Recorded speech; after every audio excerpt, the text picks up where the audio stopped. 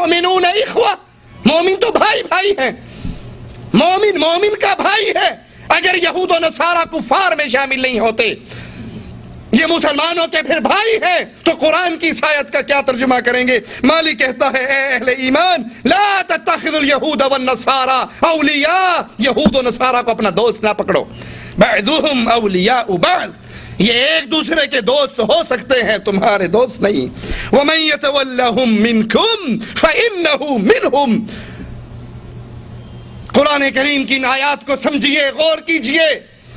وَمَن يَتَوَلَّهُمْ مِنْكُمْ، تم میں سے جو ان کی طرف پلٹے گا، جو ان سے دوستیاں کرے گا، جو ان سے محبتیں کرے گا، جو ان کی طرف جائے گا، فَإِنَّهُ مِنْهُمْ، وہ انہی میں سے اٹھایا جائے گا، انہی میں شامل ہوگا، وہ انہی کے ساتھ ہی قرار پائے گا۔ إِنَّ اللَّهَ لَا يَهْدِي الْقَوْمَ الظَّالِمِينَ، اور اللہ عز و جل ظالم قوم کو ہدایت نہیں دیا کرتا۔ طاہر القادری صاحب فرماتے ہیں منہاج القرآن مسجد کے دروازے ابد الآباد کے لیے اے عیسائیوں تمہارے لیے کھلے ہیں، ہمیشہ کے لیے کھلے ہیں، آپ اپنے گھر میں آئے ہو، ریلیکس رہو۔ ہماری یہ مسجد کے دروازے کوئی ایک دو دن کے لیے نہیں کھلے، ہمیشہ کے لیے کھلے ہیں۔ آپ اپنے گھر میں آئے ہیں، قطعاً کسی دوسری جگہ پہ نہیں۔ آپ کی عبادت کا وقت ہو جائے تو ابھی مسلمان عبادت مسجد میں کریں گے، اگر آپ کی عبادت کا وقت ہو جائے تو مسجد منہاج القرآن کسی ایک وقت کے ایونٹ کے لیے نہیں کھولی تھی، ابد الآباد تک آپ کے لیے کھلی ہے۔ قادری صاحب فرماتے ہیں ابھی نماز کا وقت ہوگا تو ہم نماز پڑھیں گے۔ اے ہمارے عیسائی ساتھیوں، اگر تمہاری نماز کا وقت ہو تو تم بھی اسی مسجد میں داخل ہو کر نماز پڑھنا۔ قادری صاحب ان کو راضی کرنے کی جتنی مرضی کوشش کر لو، قرآن ہمیں اطلاع دیتا ہے وَلَن تَرْضَ عَنْكَ الْيَهُودُ وَلَا النَّصَارَى حَتَّى تَتَّبِعَ مِلَّتَهُمْ۔ آپ ان کے لیے مسجدوں کے دروازے کھولو، آپ ان کے لیے گھروں کے دروازے کھولو، آپ ان کے تہواروں میں شامل ہو جاؤ۔ قرآن کا اعلان وَلَن تَرْضَ عَنْكَ الْيَهُودُ، یہ یہودی آپ سے راضی نہیں ہوں گے، وَلَا النَّصَارَى، یہ عیسائی آپ سے راضی، یہ نصرانی آپ سے راضی نہیں ہوں گے، حَتَّى تَتَّبِعَ مِلَّتَهُمْ، جب تک اے لوگو جب تک تم ان کی ملت پہ نہ چلو۔ ان کے راضی ہونے کا یہی طریقہ، یہ مسلمانوں کو اسلام سے، ایمان سے نکال کر کفر کی وادی میں ڈالنا چاہتے ہیں۔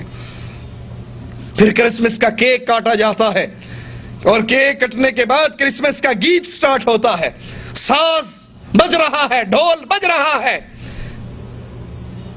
اور کرسمس کے مبارکباد کے گیت گائے جا رہے ہیں۔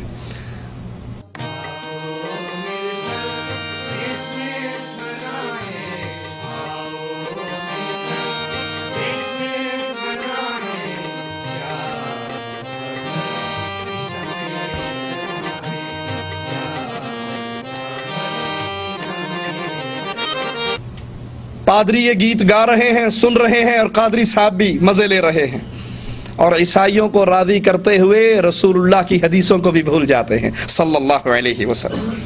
اللہ کے نبی کے وہ احکامات جو ساز اور موسیقی کے خلاف ہیں، جو ڈھول اور طبلے کی آواز کے خلاف ہیں، قادری صاحب کو وہ کوئی حدیث یاد نہیں آتی، اور اسی مجلس میں جس میں ساز بھی بج رہا ہے، ڈھول بھی بج رہا ہے، کفار کے گیت بھی گائے جا رہے ہیں، وہ مزے سے سنتے ہیں اور ان کے رنگ میں رنگ جاتے ہیں۔ حالانکہ رسول اللہ صلی اللہ علیہ وسلم کا فرمان، اور یہ حدیث ترمذی کے اندر موجود ہے، آپ نے فرمایا لیس منا من تشبہ بغیرنا، وہ ہم میں سے نہیں جو ہمارے غیر کی مشابہت کرتا ہے۔ اللہ کے رسول صلی اللہ علیہ وسلم ان سے برات کا اظہار کر رہے ہیں، وہ ہم میں سے نہیں جو ہمارے غیر کی مشابہت کرتا ہے۔ وَلَا تَشَبَّهُ بِالْيَهُودِ وَلَا بِالنَّصَارَى، نہ یہودیوں کی مشابہت کرو اور نہ عیسائیوں کی مشابہت کرو، نہ یہودیوں کی جیسے بنو، نہ ان کی مشابہت اختیار کرو اور نہ عیسائیوں کی مشابہت اختیار کرو۔ صحیح مسلم میں ہے، اللہ کے رسول صلی اللہ علیہ وسلم فرماتے ہیں لا تبدأ اليہود والنصارى بالسلام، اگر تمہیں کرسمس ڈے منانا تو بڑی دور کی بات ہے، ان کے تہواروں میں شرکت تو بڑی دور کی بات ہے، اللہ کے نبی فرماتے ہیں اگر تمہیں یہودی اور عیسائی ملے تو ان کو سلام کرنے میں پہل نہ کرو، اگر یہ سلام کریں تو ان کو وعلیکم السلام نہیں کہہ سکتے، سلامتی کی دعا صرف اہل ایمان کے لیے ہے. یہ اہل شرک اور اہل کفر ہیں, ان کو وعلیکم السلام نہیں, صرف وعلیکم کہا جائے گا. ان کی مجلس سے اٹینڈ کرنے والوں, ان کے لیے پروگرام منعقد کرنے والوں, مسجدوں کے دروازے کھولنے والوں, ادارہ منہاج القرآن میں بلانے والوں, ان کے لیے دعوتیں کرنے والوں, سنو اللہ کے نبی کیا فرما رہے. صحیح مسلم کی اسی روایت میں, جب تم میں سے تمہیں کوئی یہودی اور عیسائی راستے میں ملے تو اس کو راستے کی ایک طرف دھکیل دو. یہاں عزت اور تکریم سے اللہ کے حبیب علیہ الصلوۃ والسلام ہمیں منع کر رہے ہیں. اس پروگرام میں کچھ عیسائی پادری کھڑے ہو کر تقریریں کرتے ہیں. ان میں ایک اکرم مسیح گل MNA ہیں, وہ کہتے ہیں طاہر القادری کی تعریف کرتے ہوئے اور عید مبارکباد دیتے ہوئے کہ ان پروگراموں سے رواداری پیدا ہوتی ہے. عیسائی مذہب امن کی تعلیم دیتا ہے اور ہم امن کے پرچار کرنے والے ہیں, اور اللہ کی قسم اللہ کا یہ دشمن جھوٹ بولتا ہے. سب سے پہلے میں ڈاکٹر صاحب کا بہت شکر گزار ہوں کہ آج انہوں نے یہاں پر کرسمس کے حوالے سے پروگرام رکھا ہے. تو ہمیں آج یہاں آ کر اس حوالے سے سب سے زیادہ خوشی ہوئی ہے کہ اگر ڈاکٹر صاحب کی طرح کے لوگ اس طرح کے پروگرام رکھتے ہیں تو میں سمجھتا ہوں کہ اس سے بھائی چارے اور رواداری کی فضا پیدا ہوگی. مسلمانوں کا جتنا خون ان ظالموں نے بہایا اندلس کے اندر, فلسطین کے اندر, آج عراق اور افغانستان کے اندر, اس کا خون کس کے سر پہ ہے اگر تمہارے سر پہ نہیں؟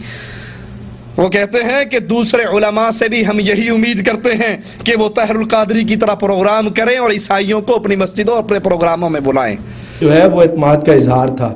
تو ہم امید کرتے ہیں کہ ہمارے دوسرے مذاہب کے دوسرے علماء کرام اسی طرح ڈاکٹر طاہر قادری کی طرح جو ہے وہ اپنا جذبہ رکھیں گے, اور ہم سمجھتے ہیں کہ پورے پاکستان میں جو ہے یہ ایک بہتر فضا پیدا ہوگی.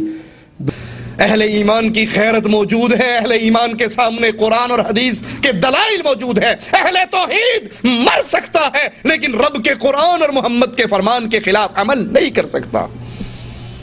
یہ تمہاری خوش نصیبی ہے کہ تمہیں اہل شرک میں سے کچھ لوگ مل گئے جنہوں نے اسلام کے چولے پہنے ہوئے اور تم کو گلے سے لگایا, مگر نہ اللہ کا قرآن محمد علیہ السلام کا فرمان ہمارے لیے دو ٹوک روشنی کا نور اور مینارہ ہے جس سے ہمیں ہدایت ملتی ہے اور تمہارے ساتھ معاملات کرنے کی تعلیم ملتی ہے.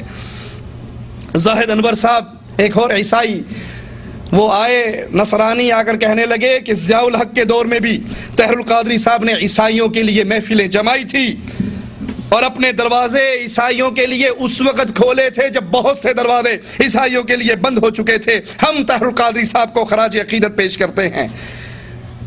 وجہ غور کرنا ذرا, اسی عیسائی کی اسی نصرانی کی زبان سے سننا کیا کہتا ہے. کہتا ہے طاہر القادری کے دل میں عیسائیوں کے لیے بہت درد ہے. اس کی وجہ کیا ہے؟ اس کی وجہ اس کے پس منظر میں اس کا وہ بچپن ہے جو جھنگ کے اندر, جھنگ جہاں ابتدائی طور پہ جھنگ کا یہ رہنے والا, جو جھنگ کے اندر یہ عیسائی سکول میں اس نے بچپن میں تعلیم حاصل کی. بات یہ ہے کہ یہ یہاں پہ جو تقریب یہ منعقد ہوئی ہے کوئی نئی بات نہیں ہے. ضیاء الحق دور میں جب ماشاء اللہ دور تھا, جب 295 نئی آئی تھی, اس وقت بھی ڈاکٹر طاہر القادری صاحب نے یہاں پہ مسیحوں کی محفلیں سجائی تھی جس میں بہت سے لوگ آئے تھے, اور انہوں نے دروازے جو اپنے اس وقت مسیحوں کے لیے کھولے تھے جب مسیحوں کے لیے بہت سے دروازے بند ہو چکے تھے. تو میں خراج عقیدت پیش کرتا ہوں کہ جناب ڈاکٹر طاہر القادری ہمیشہ مسیحوں کے لیے درد دل رکھتے ہیں, اور اس کے پیچھے ان کی وہ نشو نما ہے, ان کا وہ بچپن ہے جو انہوں نے ایک مسیحی اسکول میں گزارا ہے. جنگ میں وہ ایک مسیحی اسکول میں تھے, ایک ادارے میں تھے, کانوینٹ اسکول میں تھے, اور وہیں سے انہوں نے تعلیم حاصل کی. اور یہ میں کہتا ہوں کہ پاکستان میں شاید یہ پہلی بات ہے, پہلا واقعہ, پہلی مثال ہی ہو سکتی ہے کہ کسی چرچ کے کمپاؤنڈ کے اندر, کسی مشنری اسکول کے اندر کسی علامہ یا کسی مسلم علماء کا جو وظیفہ ہے وہ مسیحی بچوں کو ملتا ہو.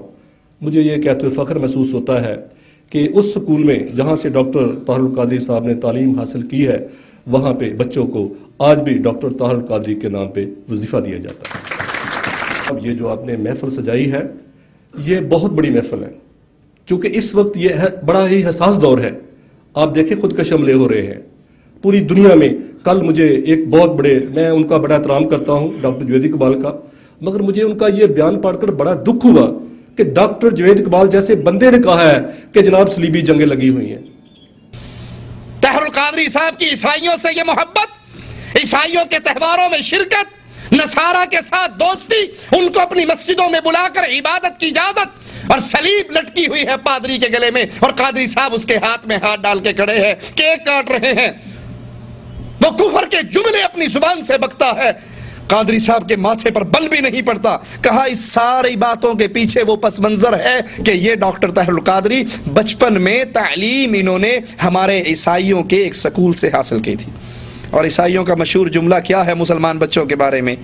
وہ ماں باپ جو بے وقوفی کرتے ہوئے مسلمان بچوں کو ان کے سکولوں میں داخل کرواتے ہیں، وہ عیسائی کہتے ہوتے ہیں کہ اگر ہم مسلمان بچے کو نصرانی نہیں بنا سکتے تو کم از کم اس کو مسلمان بھی نہیں رہنے دیتے۔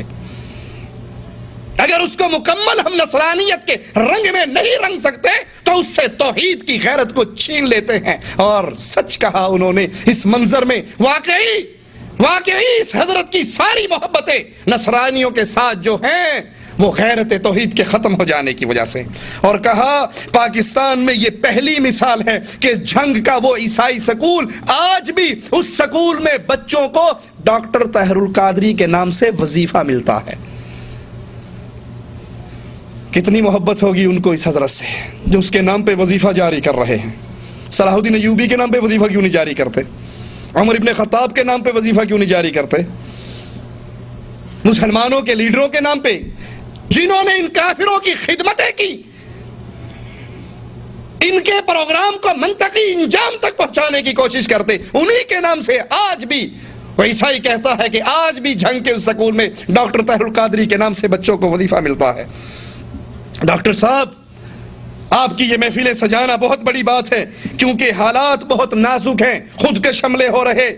اور وہ کہتا ہے مجھے ڈاکٹر جاوید صاحب کا یہ بیان پڑھ کے بڑا دکھ ہوا۔ انہوں نے ایک اخبار کو انٹرویو دیتے ہوئے کہا کہ اس وقت عراق و افغانستان میں جو کچھ ہو رہا ہے یہ صلیبی جنگیں لگی ہوئی ہیں۔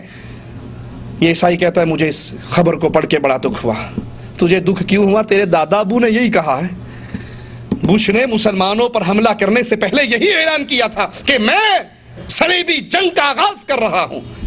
تیرے بزرگوں نے یہ کہا ہے، تجھے دکھ کس بات کا؟